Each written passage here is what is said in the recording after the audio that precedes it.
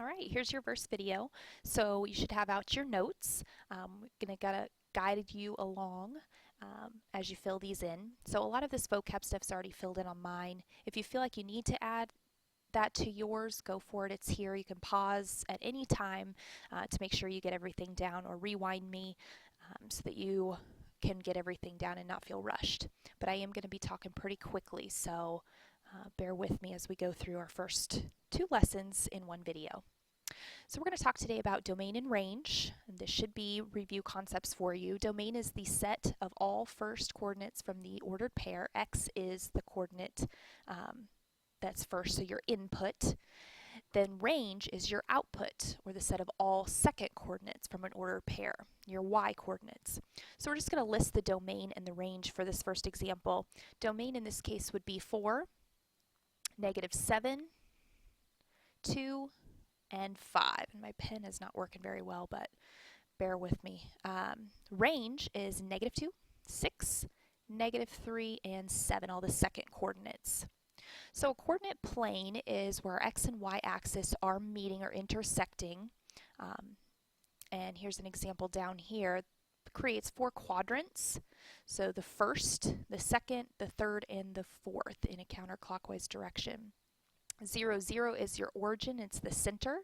So if we were to plot this point P, 3, -9, we'd go to 3 on the x-axis down to -9. We'd see that it's in the fourth quadrant, so that's our answer, is just to name the quadrant that it's in. It's in the fourth.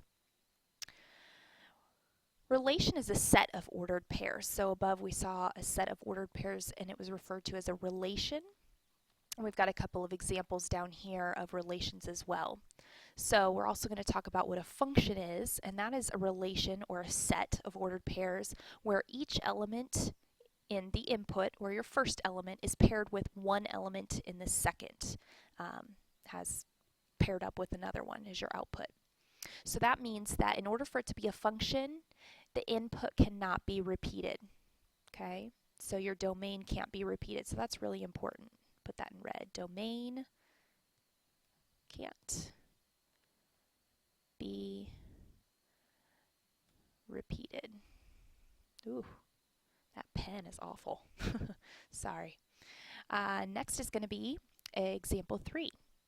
So just stating the domain and the range. Domain, again, is your input, so your x values or your first values, so 0, 2, 1, and -2.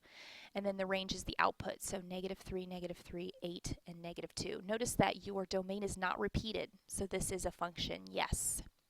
Over here for B, here's your domain, or you can write it out, and here's your range. Notice that none of your domain is being repeated, so it is a yes function.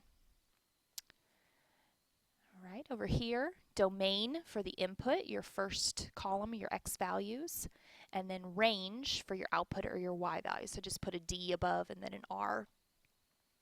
And then we have 6, though, that's being repeated. See how 6 is giving you not only a -2, but also a 5? That's being repeated and giving you 2 different ranges. So that's not a function. We can't have that 6 producing 2 different ranges. And then lastly, D, I just kind of first wrote out my ordered pairs, and then there's my domain and there's my range. And you can also do what's called the vertical line test if you have plots that are pointed. And you can take this vertical line and go across, and if it doesn't touch but just one point all the way across, then it is a function, yes. However, if you had this line on there and you had, let's say you had a point down here, there would be 2 points that would line up, and that would make it not a function. So it only can touch at one spot all the way through, or one point. So yes, function. All right, now I'd like you to pause the video and go ahead and try these last 6 examples down at the bottom. And then once you're done, press play and you can check your answers. All right, here's your answers for those 6. Example 1, your domain and your range listed. That's all you had to do. Number 2, plotting that. And if you needed to draw your coordinate plane and then plot -3, -4, you'd see that it's in quadrant 3. Again, 1, 2, 3, 4. A, there it is, your domain listed in your range. And then it says determine if it's a function, and this is a yes. It is a function. None of the domain is being repeated.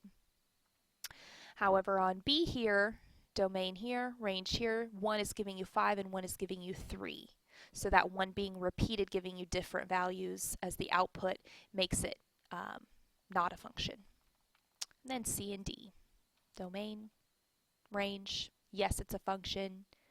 The domain is not being repeated. Here I went ahead and wrote out my coordinates. So this was at -1, -2. So I wrote it out -1, -2, and then I put them in domain and range. And no, not a function. Again, if you use that vertical line test, or look to see that you have 2 and 2 matching up with 2 separate ranges, it's a no. But your vertical line test will also show you that it matches up at 2 spots. All right, so that's your first lesson. We're going to go ahead and move on to 0-2, still in the same video, just again because this should be review for you. So we have a binomial we're going to FOIL, and that's the last thing we're going to talk about. Binomial means a polynomial with 2 terms. So we FOIL, or maybe double distribute, is what you've heard of it before as well. So first, outer, inner, last is what FOIL stands for. We take the first term times the first term. X times x gives me x squared. We take the O outer terms, so x and -6 to get -6x. The inner terms, the 2 inside terms there, 2 times x is 2x. That's a plus. Come on. And then last, so 2 times -6 is -12. All right, and then we just go ahead and add any like terms, and this is an x and an x, so we can add those together. Cannot add anything to the x and the x squared because those are 2 separate things. So it's x squared minus 4x minus 12. All right, let's go ahead and do another one together before I have you try. So we have 2y, so first term times first term. Again, distributing is kind of taking that and multiplying it by those 2, then taking that and multiplying it by those 2. So 2y times 3y is 6y squared. We have 2y times 2, which is 4y. We have 5 times 3y, which is 15y. Ooh. And then we have 5 times 2, which is 10. So again, combining those like terms to get your final answer of 6y squared plus 19y plus 10. So fast forward at any point that you feel like you already know this stuff and you can check your answers, but do make sure that you have enough down so that you're prepared to work on your assignment in class. Anything that's squared means it's multiplied by itself. So this would be 3x plus 5 times 3x plus 5. And then we would FOIL. So go ahead and try that one on your own. Pause the video if you need to. And then when you're ready, press play again and check your answer.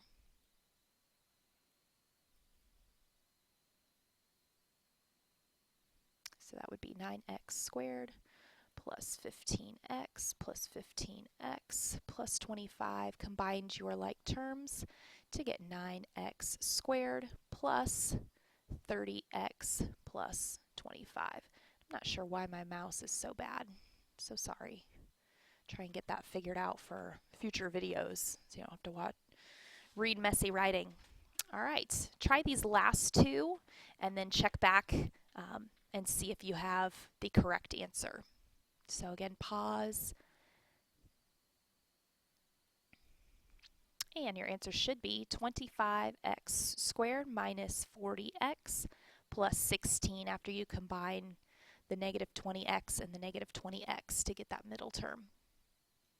E should be x squared, and then you have a -5x and a +5x that cancel out in the middle. So that ends up going away, and we're just left with x squared minus 25.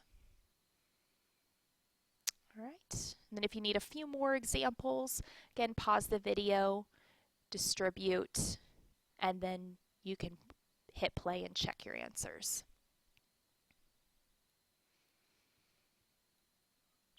And there's your answer to A.